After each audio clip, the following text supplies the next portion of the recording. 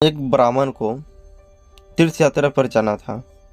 ब्राह्मण ने तीर्थ यात्रा पर जाने से पहले अपने खर्चे के लिए कुछ धन खुद के पास रखा और बाकी का सारा धन अपने पड़ोस की नगर के सेठ के पास जमा करवाया।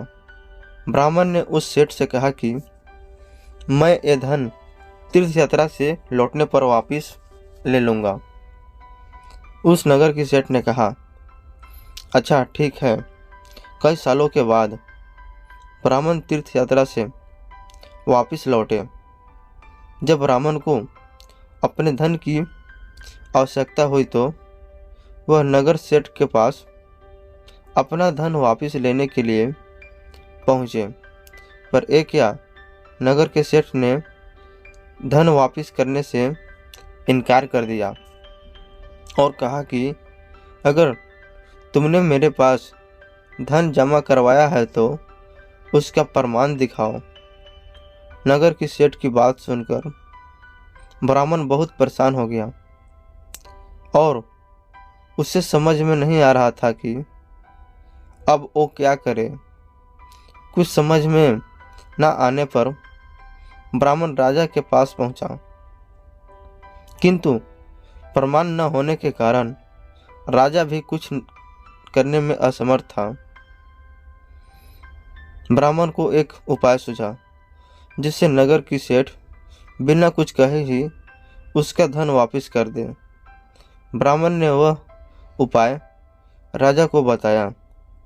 ब्राह्मण की बात से राजा भी सहमत हो गए। अगले दिन राजा नगर में भ्रमण करने के लिए निकला।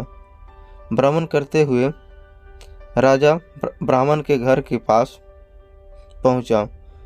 ब्राह्मण अपने घर के बाहर ही खड़ा था।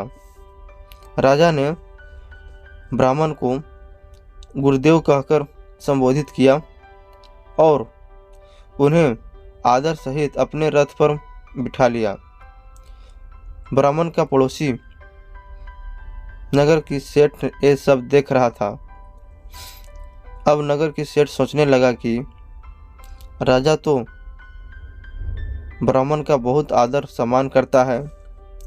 अगर ब्राह्मण ने राजा को मेरी शिकायत कर दी तो मुझे दंड मिल सकता है।